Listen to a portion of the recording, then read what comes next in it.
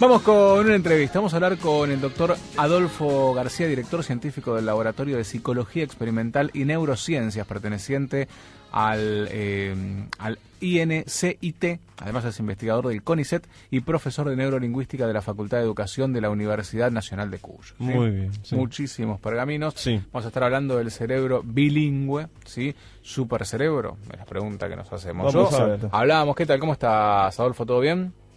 Hola, ¿qué tal? Guido, Matías, un gusto saludarlos, Daniel. Bueno, yo decía que yo soy un limitado para los idiomas. La verdad que uno cree. Yo creo, pero uno bueno, cree. pero uno se va dando cuenta. Tengo ya 40 años y Nunca te pusiste realmente. no sé decir yes, ¿entendés? Me cuesta. Pero digo, yo soy un limitado y uno conoce sus limitaciones. Pero, ¿qué pasa con la gente que tiene esa facilidad, que aprende, que aprende cualquier idioma hasta escuchando canciones? Eso, ahí está, es un super cerebro. Yo, por ejemplo. Mira. A ver. ¿Adolfo? A ver, sí. Mira, a ver, hay evidencia al respecto y también hay muchas interpretaciones y malas interpretaciones de la evidencia disponible, ¿no? Quiero decir con esto, hace yo te diría unos 20 años, se ha consolidado una línea de investigación en las ciencias cognitivas y en las neurociencias que tiene por objeto ver si el cerebro de una persona que maneja dos lenguas difiere en distintos aspectos del cerebro de las personas que manejan una sola lengua, ¿no? Lo que llamamos bilingües por un lado y monolingües por el otro. Claro, sí. Esto se hace básicamente de este modo. Uno toma un grupo de personas bilingües, un grupo de personas monolingües, se asegura de que estén bien distribuidas en términos de edad, nivel educativo, para abarcar todo, distribución de género, claro, ¿no? Como para decir, estas variables no son las que pueden explicar las eventuales diferencias que encontremos, ¿no? Bien, sí. Y lo que se ha hecho es, hay tres líneas de investigación, te diría. Sí. La primera tiene que ver con ver si el rendimiento en ciertas funciones cognitivas difiere entre ambos grupos. Bien. Entonces, por ejemplo, lo que se ha hecho, yo te diría ya a esta altura, más de 50 estudios, es proponer pruebas de lo que llamamos funciones ejecutivas.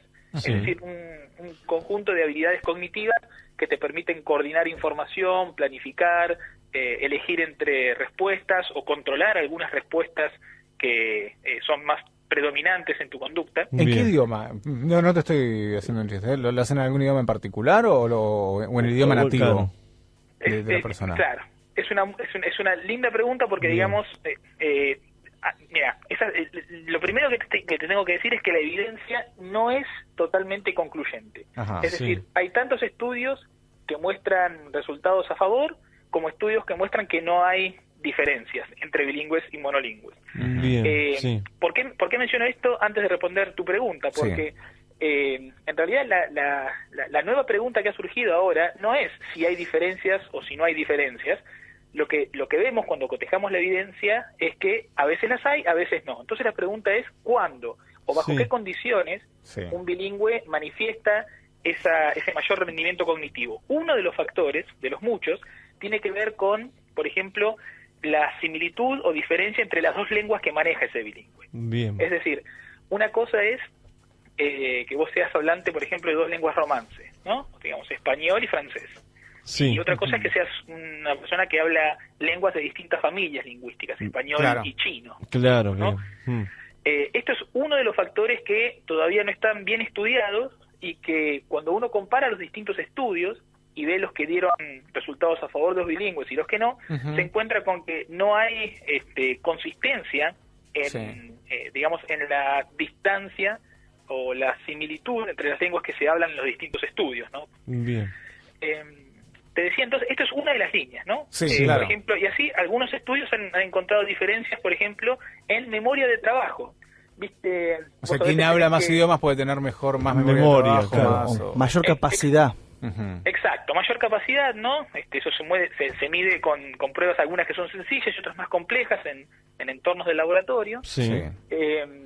Y el tema, de nuevo, ¿no? Es que la evidencia no es totalmente concluyente. Algunos te muestran que sí, otros que no.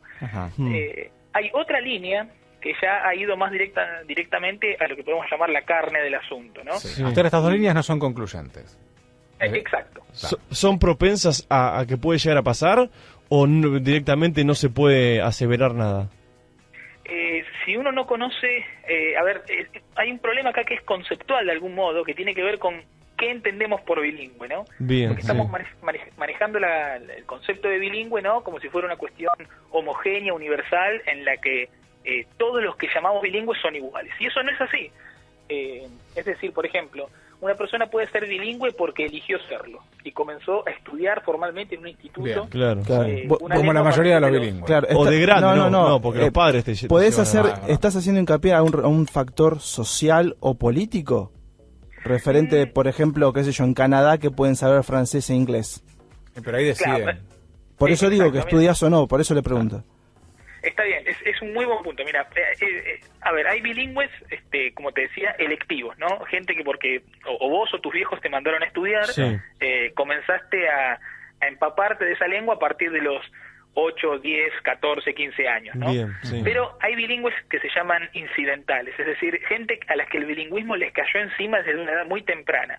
El caso de Canadá, no de todo Canadá, de algunos lugares, ¿no? Como puede ser Montreal, por ejemplo, donde hay situaciones de diglosia, es decir, de coexistencia de lenguas, ¿no? Hay niños, y esto sucede también en muchas partes de Europa, en India, por ejemplo, el multilingüismo es la norma, ¿no? Claro. Donde los niños se crían ya en entornos, digamos, bilingües. Entonces la edad de adquisición, cuando vos comenzaste a incorporar la segunda lengua o ambas lenguas en simultáneo, ¿qué tan competente sos?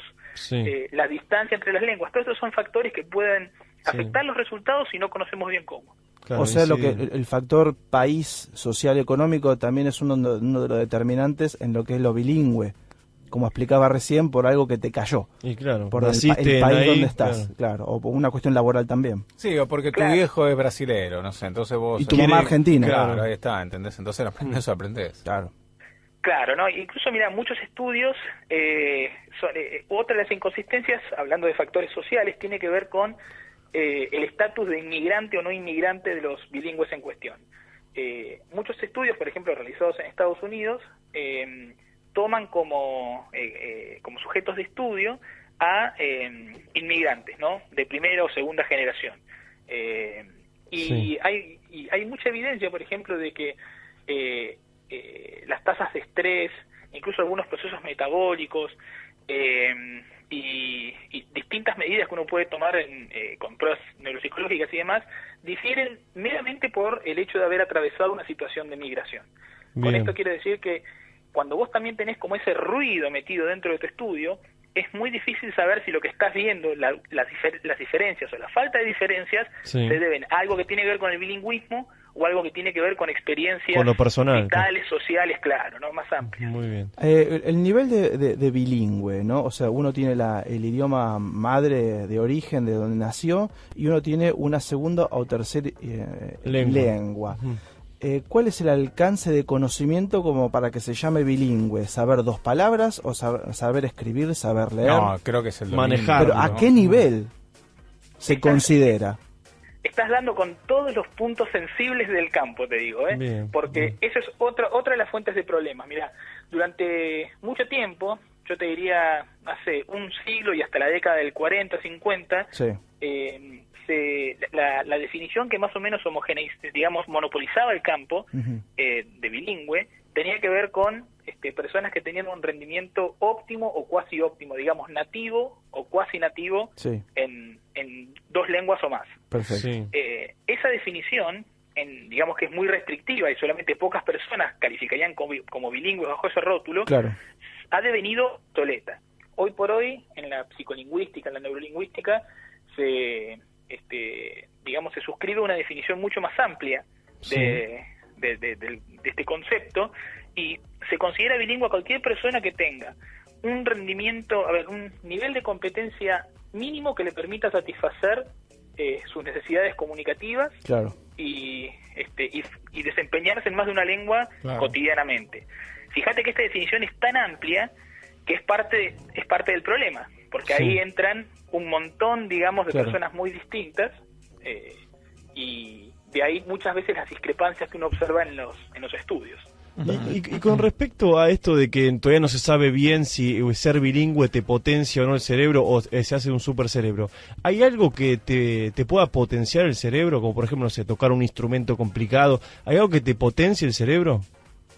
Hay muchos estudios, hay dos líneas de investigación que son pertinentes a esto. Por un lado, hay líneas de investigación en psicología experimental y en neurociencias sobre lo que se llama experticia, digamos, la adquisición de conocimiento experto en algo. Sí. Entonces, por ejemplo, en estudios de nuestro laboratorio, nosotros hemos comparado el cerebro de tangueros expertos, bailarines de tango expertos, con estudiantes muy principiantes de tango, ¿no? Sí. Entonces vos podés ver, por ejemplo, que hay distintos procesos cerebrales que podemos medir con técnicas como la electroencefalografía de alta densidad, cuya dinámica te permite diferenciar a una persona, decir si ese cerebro es de un tanguero experto o no, según cómo su cerebro responde, por ejemplo, ante la visualización de videos de tango. Es decir, vos podés agarrar un cerebro, no sabés a quién pertenece, y nosotros, digamos, según ciertos procesos cerebrales que podemos medir y cuantificar, vemos cómo se modulan algunas señales mientras esa persona estaba viendo un video de tango en el que se cometían errores o no, y solo viendo la actividad cerebral podemos clasificarlos como tangueros o no tangueros. Claro, muy bien. Esto es una forma de conocimiento experto muy específico, ¿no?